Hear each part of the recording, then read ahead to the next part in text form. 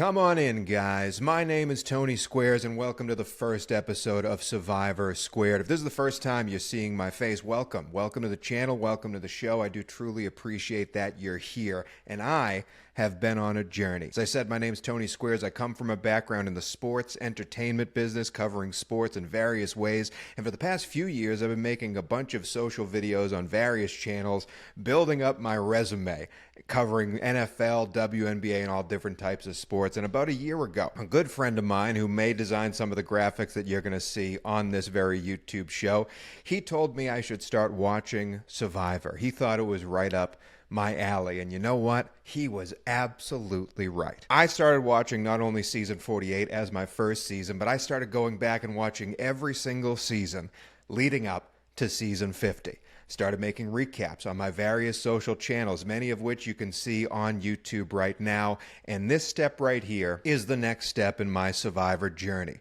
taking my Survivor fandom into a new era, if you will, because every single Thursday, I will be hosting a companion podcast with Season 49, starting today when we break down all of the Season 49 contestants sight unseen.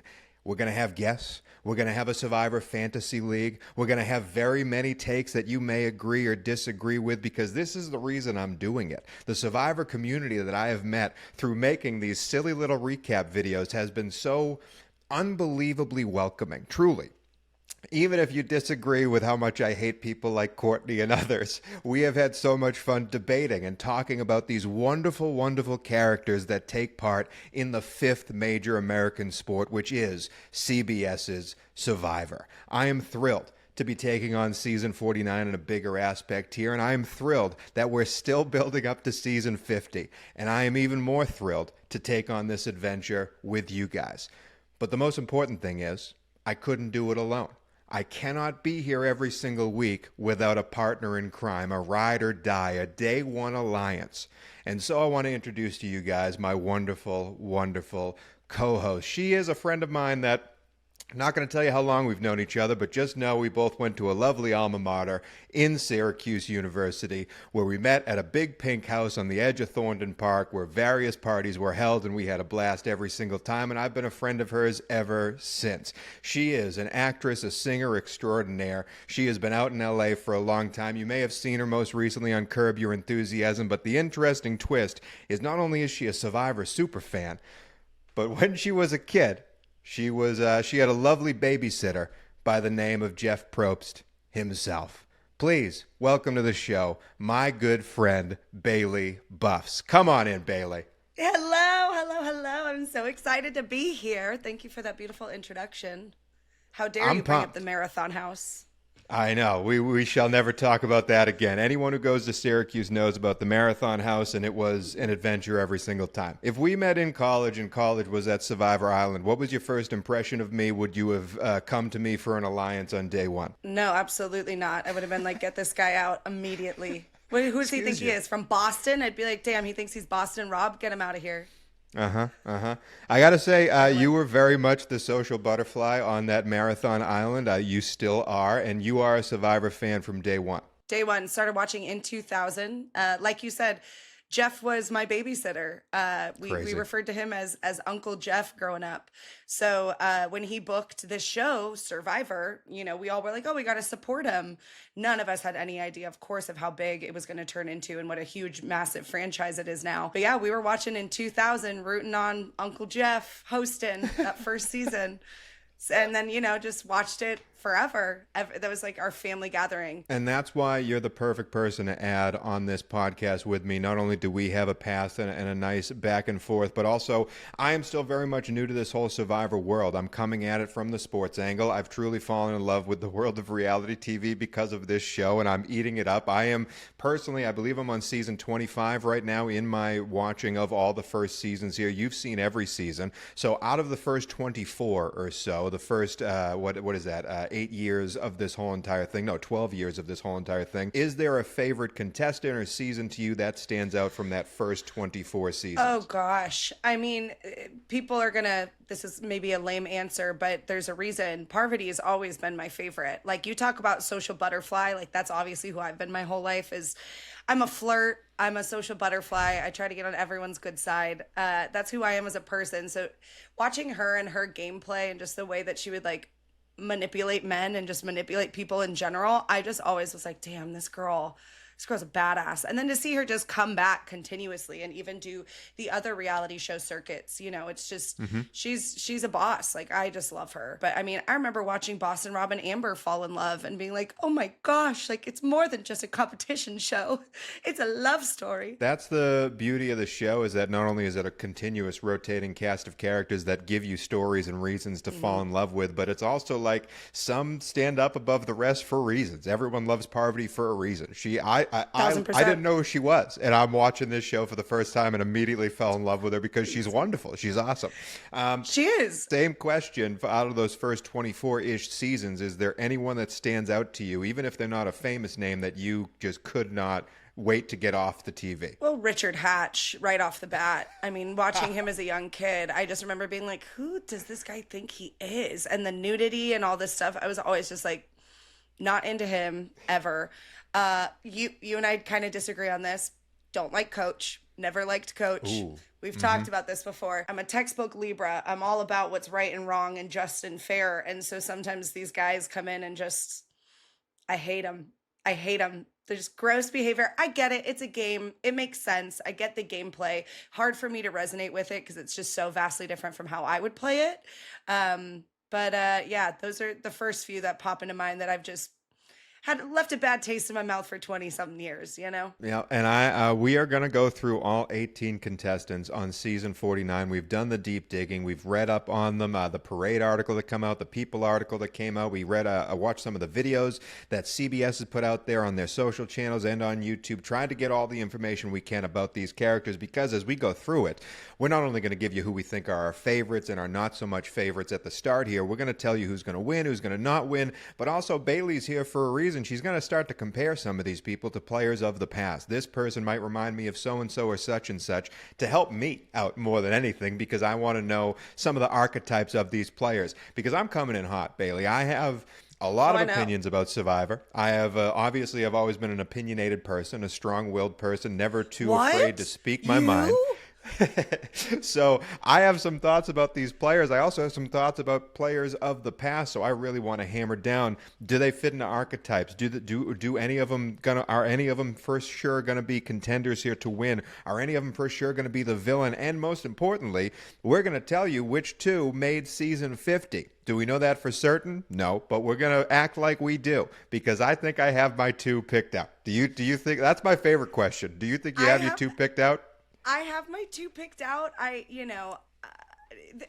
think they're who I want to be on there. I don't know if it's who I think will be on there, but it is who I want to be on there. So, all right, let's dive right in. All 18 contestants of season 49. We're going to go tribe by tribe because, again, the tribes have been released here. The show's premiering, obviously, next week. We will be back with a recap show after week one. Bailey will be away on assignment in London. She will have another person sitting in her co-host chair. But, again, Bailey is here for the entirety of season 49 with me. So I'm excited. You're going to be taking part in the Survivor Fantasy League, and this is just our entrance into these people that we're going to spend the next, 4 months with them. I cannot wait, because some of the characters here are fantastic characters. So let's start off with, and I hope I'm saying this right, the Hina tribe, Hina, the Hina tribe. The first person that's up, Bailey, his name is Jason.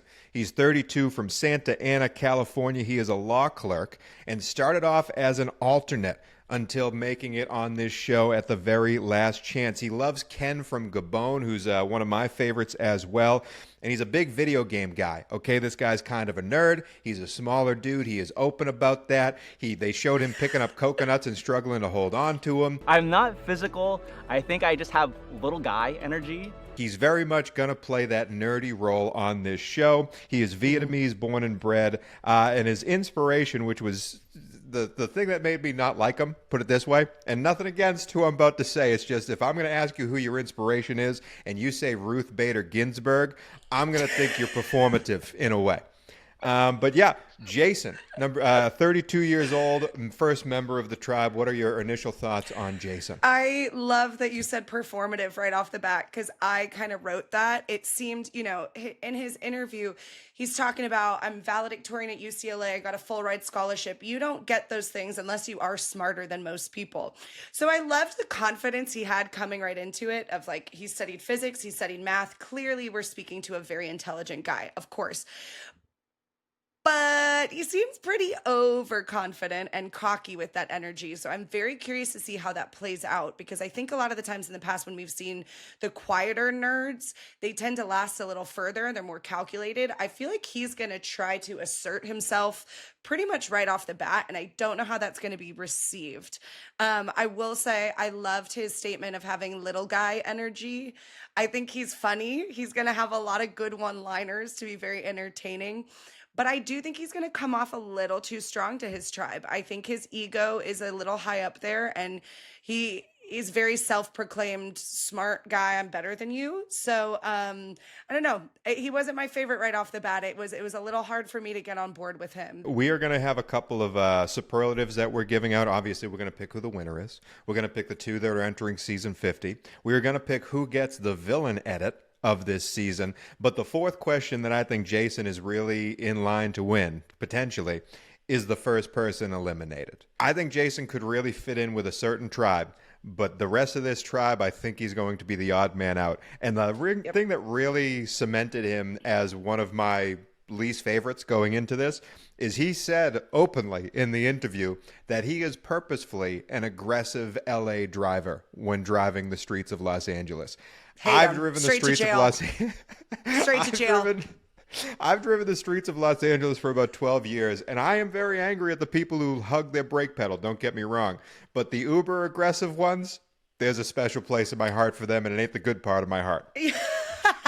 Yeah. No, truly. Yeah, he unfortunately was on my list of least favorites. It's a short list, and he is on there. Well, speaking of least favorites, let's move on to someone that I'm going to spoil it right away.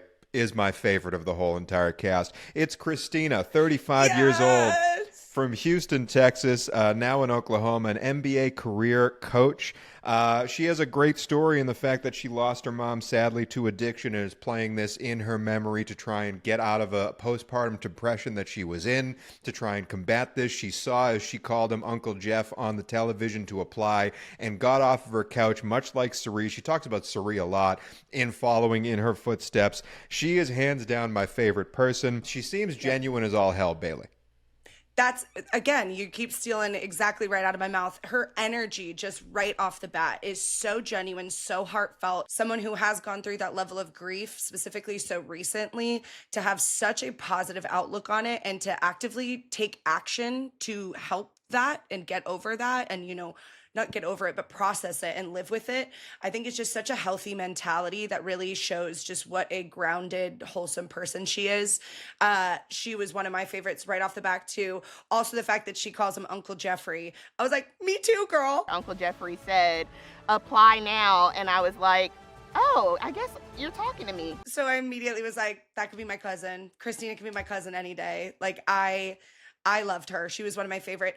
I do think, the comparison against Suri is clear there, but I fear she will not be as ruthless as Suri, which I think is what makes Suri such a great player and such an all-star, is she has this wholesome, loving energy, but she can be ruthless and she can undercut you. Curious to see if Kristina has that quality in her.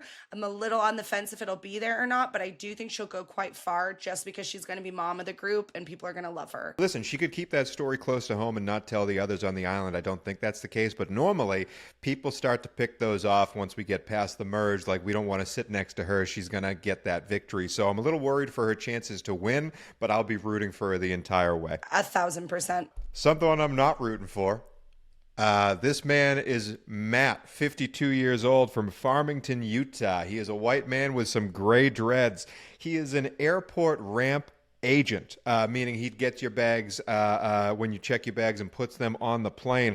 I did that when I was 18 years old. He is 52 years old doing that because he retired from a career in finance, which means, Bailey, he's doing okay. I wanted to be a stockbroker. The three words he used to describe himself: all three separately are fantastic. What I would look for if I was in a dating profile, let's say, the three together is scary. Because if you're going to describe yourself as confident, curious, and spontaneous, all three of those together make me think you are full of yourself. Am I wrong on that? No, absolutely. Everything about him makes me recoil a little bit, if I'm being totally honest. I get Rupert vibes right off the bat.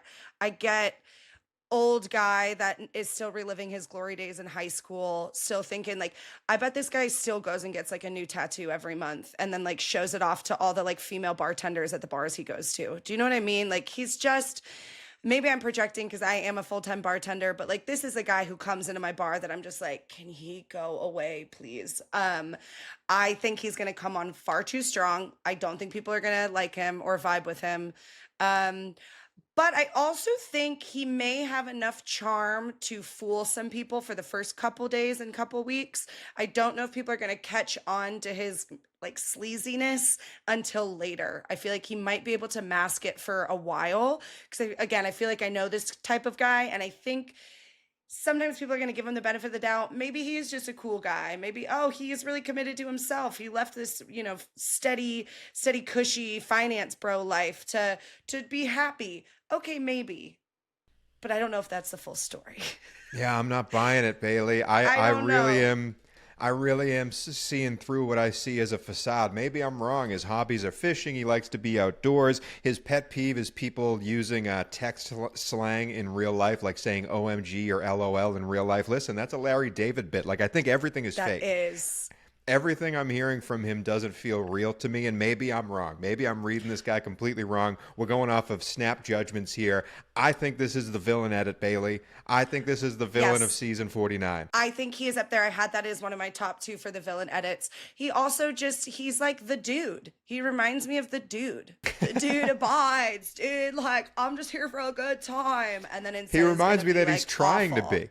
Yes, that's what I mean. Like, trying to give off these vibes of like, I'm cool. I'm like Jeff Bridges. Like, I'm dope. And instead I'm like, you're going to be a monster. I think he's going to be a monster. Completely similar on the first 3. The next person of the Hina tribe as we move through these, her name's Michelle. I guess she's going by MC on the show.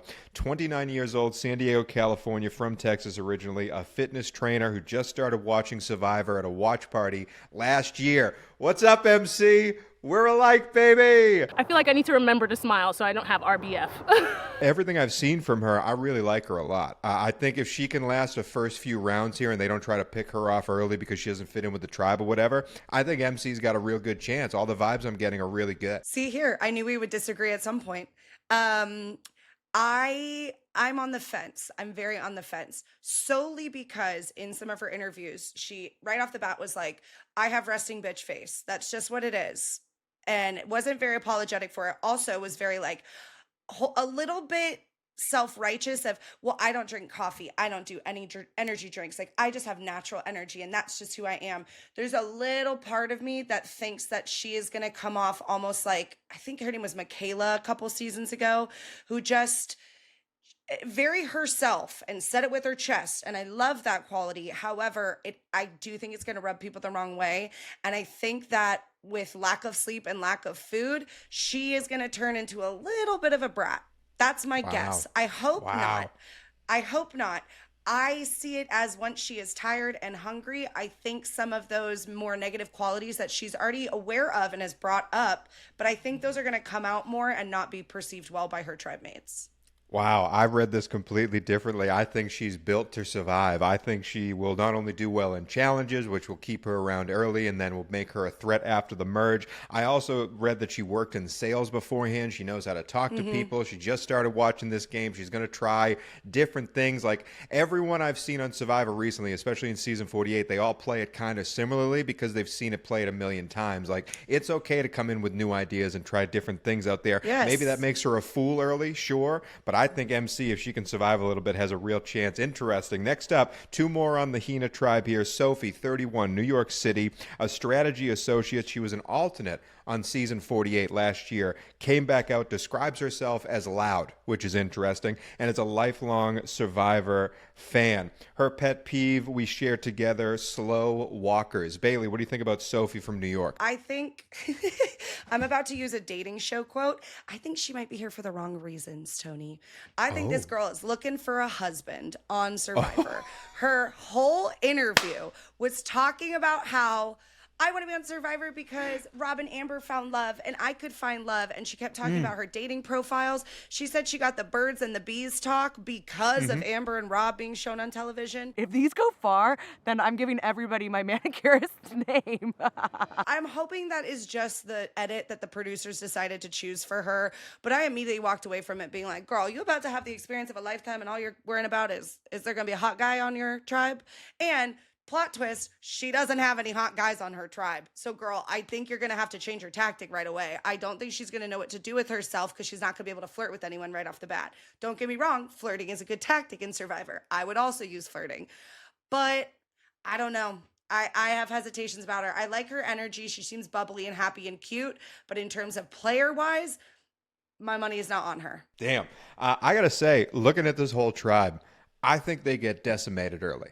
I think this is the tribe that loses all the early challenges. So that's why Sophie is also on my list to potentially be first eliminated. I think it's between her and Jason. I think Kristina will make enough friends. I think her and Jason are going to be viewed as the two weak players, and they're going to be the first to be eliminated. Nothing really brought anything out of Sophie for me that made her stand out, but you are definitely not one of your favorites, I would say. Let's end the Hina tribe with my least favorite of them. I didn't like Matt. I didn't like the villain, but my least favorite of them is Steven, 35, from Denver, Colorado. He is a rocket scientist. You have 18 rascals that are conspiring to jettison each other outside of the airlock. Everything I saw from him, he would be the person I would avoid at the dinner party. Just endless puns. He says he's a great listener. He said he likes Tyson, the former Survivor player, Tyson's sense of humor, not all these bad jokes. He has a golden retriever named Rupert after Rupert. I love Rupert. I don't like Steven. The biggest thing that made me not like Steven is he said he is a rocket scientist. He is looking up to the skies there. He works for NASA. I get all that. He called himself an aspiring lunar landowner, meaning he wants to own property on the moon, and that's what he aspires to do. I'm out. Steven, I'm out. I have nothing to say.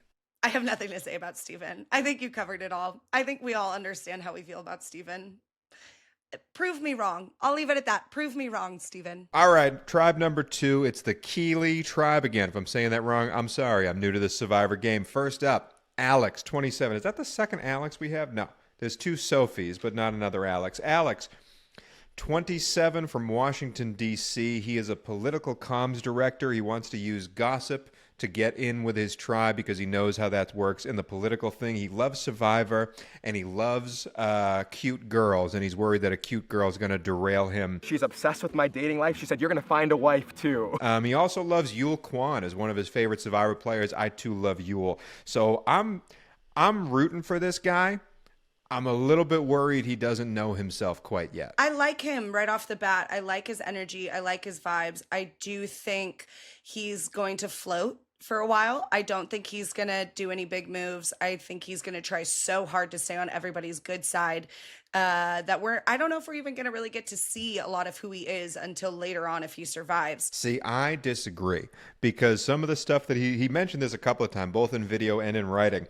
He talked about how he loves Survivor. His whole family loves Survivor. He comes from a bigger family, and he's talked about how this is his time, because he's on Survivor now. This is his time to be selfish and not put others' things in front of his own. It is time to be selfish. And he's also said that he wants to play like a diplomat, but also be in control. So I disagree that he's going to float at the beginning. Okay. I think he's going to try to take control, and that's either going to be a really good thing or a really bad thing. We shall see. He openly admits to eating grocery store sushi once a week, so I just don't trust him innately. Speaking of people I don't trust innately, the next person is Annie, 49, from Austin, Texas, out of Portland. She is a musician. She leads the band called Trashy Annie, which is great. She also is a triathlete, a big runner. She calls herself a wrecking ball. And there's another one on here. Oh, yeah, her pet peeve is dumb people. We are aligned in that. But you had a reaction there when said I did not like Annie. Yes. How dare you? How Okay. dare you? I love Okay. Annie. I think she's going to be a more interesting Sue. She's going to have the brawn that we're not going to expect out of her. And I love her personality. I love her style, her commitment to herself. I bought a guitar and wrote my first song all with just one chord because that's all I could play. She's Zumba Barbie. Like, she is... I just think she's going to be jacked. I think she's going to have good stamina. I think she's going to try to align with a younger boy, like that always happens, and they're going to protect each other. And I got my eyes on Annie. I like Annie. She's a good character. Let me tell you the thing that took me off of her. I think everything you're seeing out of Annie is a shtick, and I think she's kind of one of those.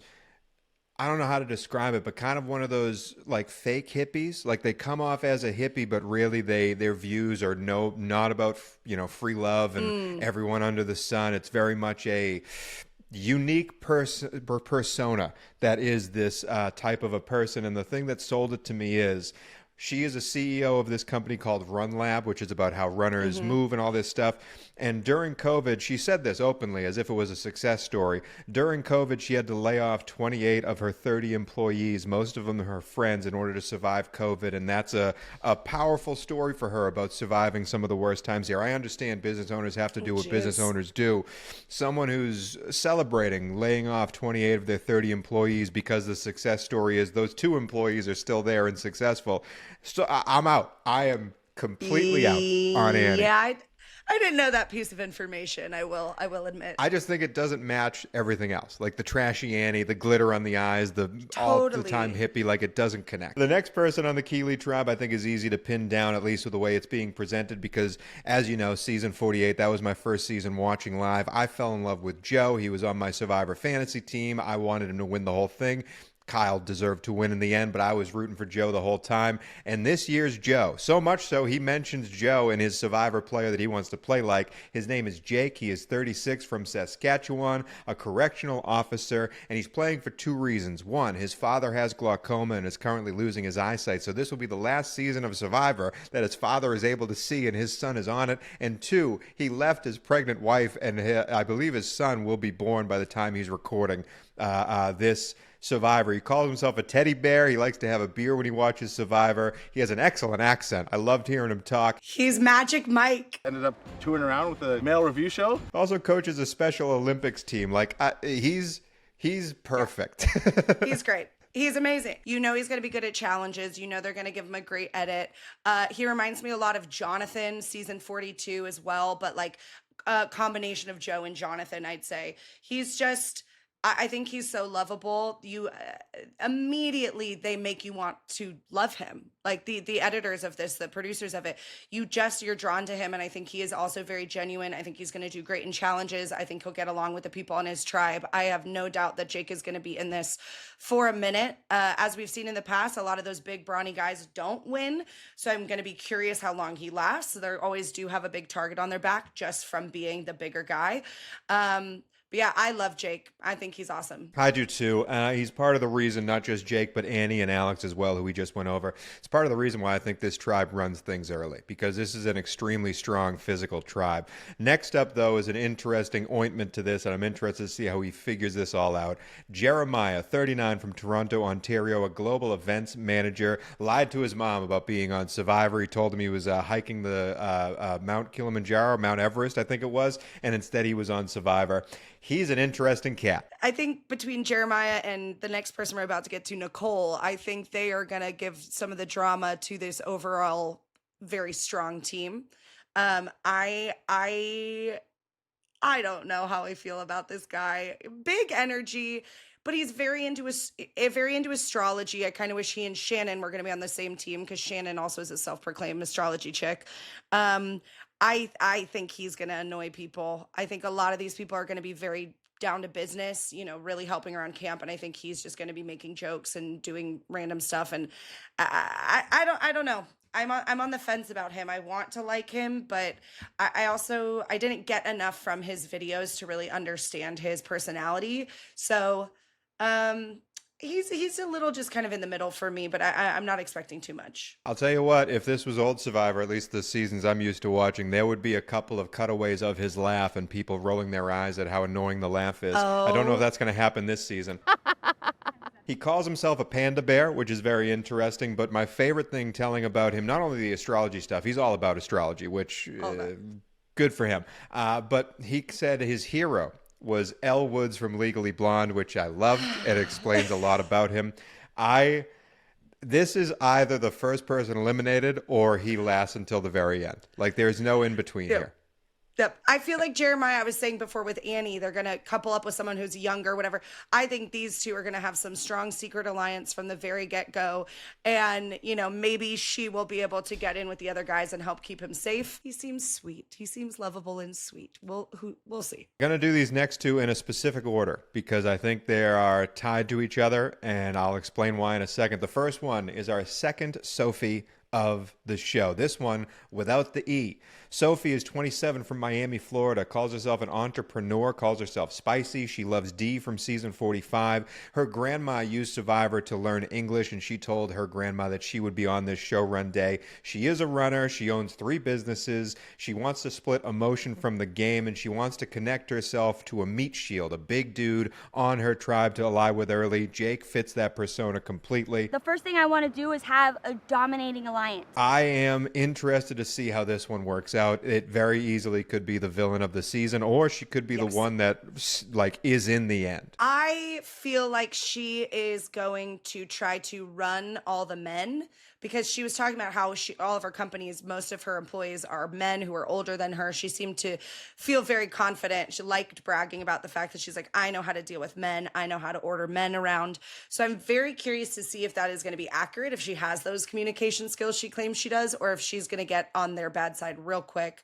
I do agree with you that she is very lucky to have Jake on her team. That's exactly what she wanted. So, and I love the term meat shield. I love that. I have to give that to her. That's great. I'm a little bit worried that she's going to try and stir stuff up early, and that might come back and bite her, because this tribe seems to be, at least the Alex side of it, the Jake side of it, the next person we're going to talk about seems to be much more about a tribe that wants to come together. But at the same time, if Alex comes in trying to control the game, if Annie is who I think she is, if Jeremiah is a wild card, and then Sophie comes in trying to control this game, this tribe could be chaos if it doesn't gel correctly.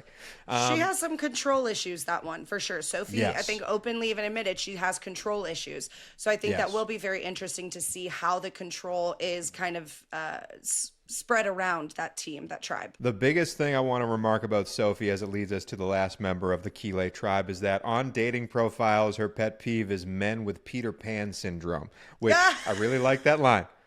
I really like that line. But Peter Pan syndrome, Bailey, how would you describe Peter Pan syndrome? Oh, gosh, people that just refuse to grow up and they won't mature, take accountability for their actions. The next contestant in this tribe and the final person is Nicole, 26 years old, from Philly, out of Long Island originally. She is a financial crime consultant. She calls herself a mix of Boston Rob and Shambo. The biggest thing that set me off is she is coming onto Survivor to relive being a kid, because she always wants to be a kid. Because I am a kid, and it's my favorite thing to be. Sophie and Nicole are going to hate each other, Bailey. Hate each other. Nicole, unfortunately, is one of my tops first out of there.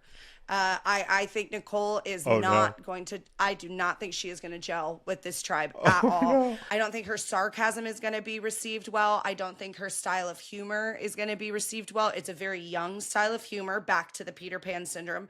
Openly admits to having Peter Pan syndrome and never wanting to grow up.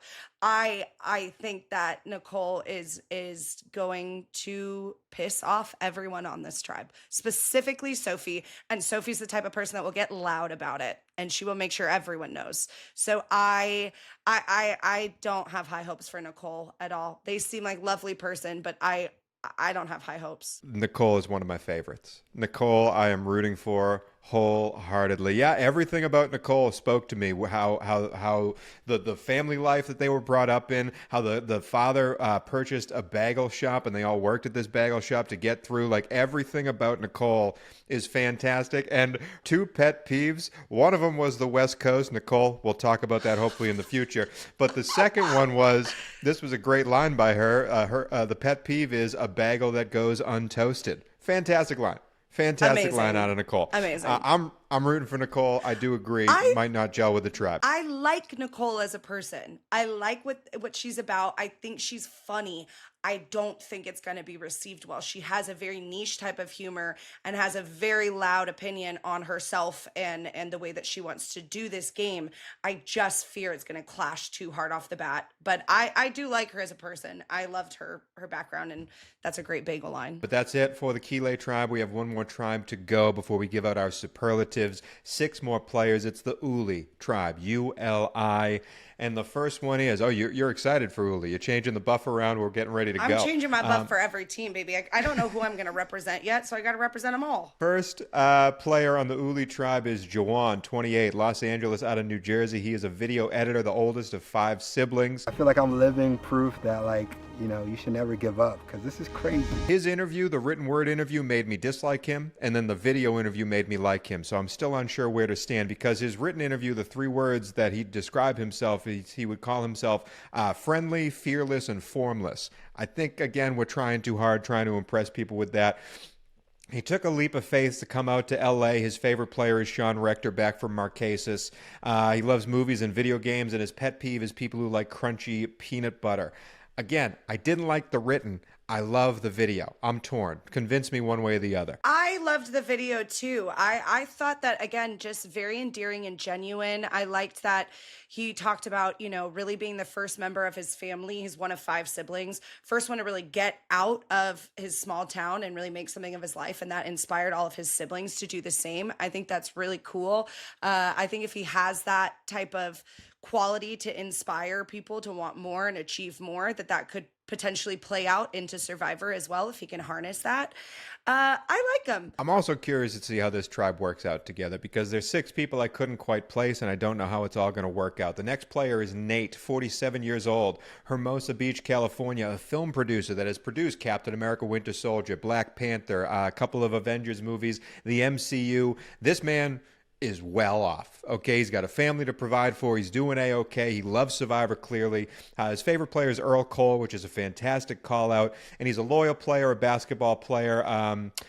He's the youngest of 4 himself. Again, people could really fall in love with this dude, but if he starts to tell people that he's a producer for Disney and MCU, he's going to get voted out. I think Survivor is a game built for T'Challa, for the Black Panther. See, I disagree. I think a lot of the times with these people, if they find out what he does for a living, he's an immediate shield.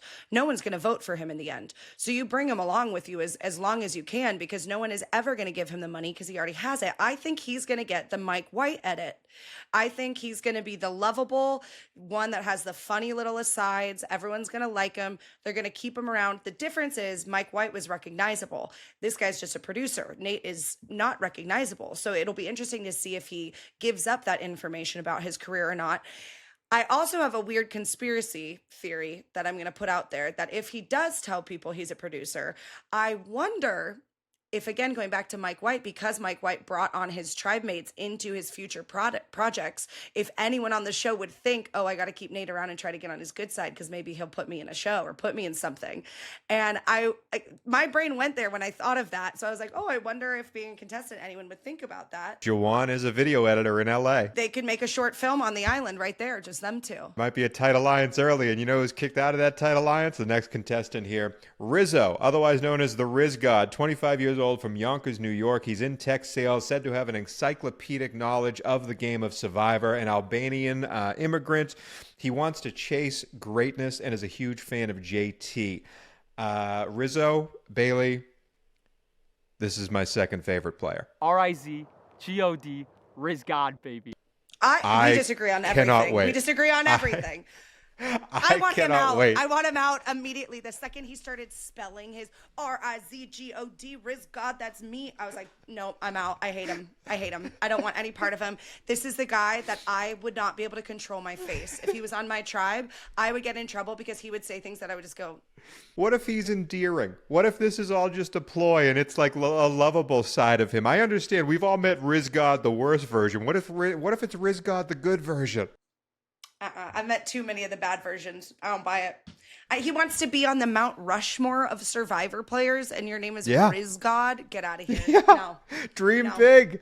No. His hero is John Cena. Loyalty, hustle, and respect. All the stuff he's done. He has a younger brother who has autism, is his younger brother's best friend, guiding his younger brother. He makes non-emotional decisions. That's what he wants to do on Survivor. Listen, this guy's coming in with a game plan. He's going to try to be the favorite of the tribe. It's either going to really work or it's either going to really not work, Bailey.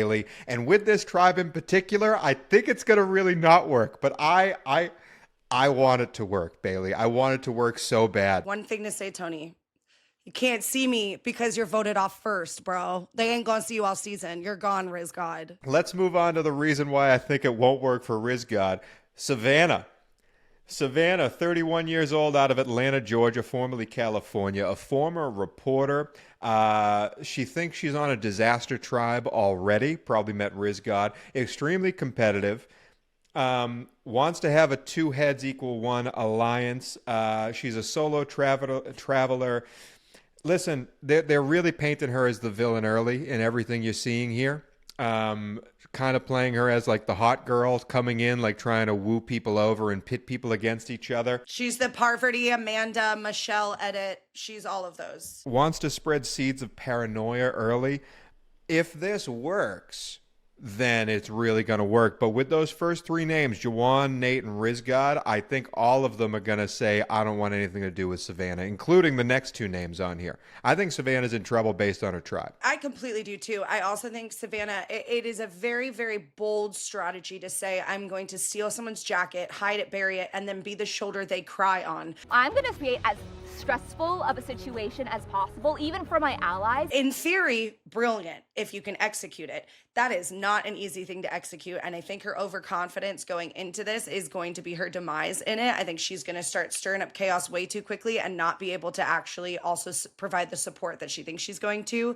She's going to try to do the Parvati technique, but if you don't pull that off masterfully, it goes south very quickly. I don't know which tribe I think is going to do worse, the first tribe or this tribe, because Sage is coming up next, 30 years old.